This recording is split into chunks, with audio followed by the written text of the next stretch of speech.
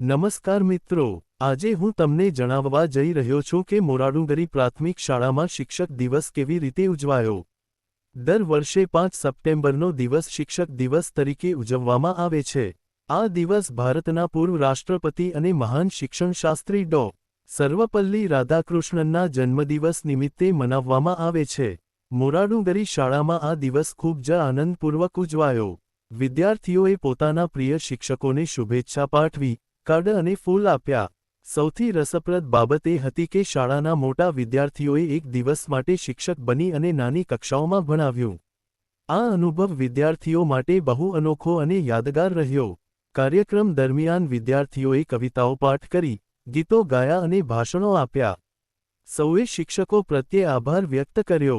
મુખ્ય શિક્ષક શ્રી ભૂપેન્દ્રભાઈએ પણ પોતાના સંબોધનમાં જણાવ્યું કે શિક્ષક વિના જીવન અધૂરું છે। શિક્ષક જ સાચા માર્ગદર્શક બનીને સમાજને સુયોગ્ય નાગરિકો આપે છે।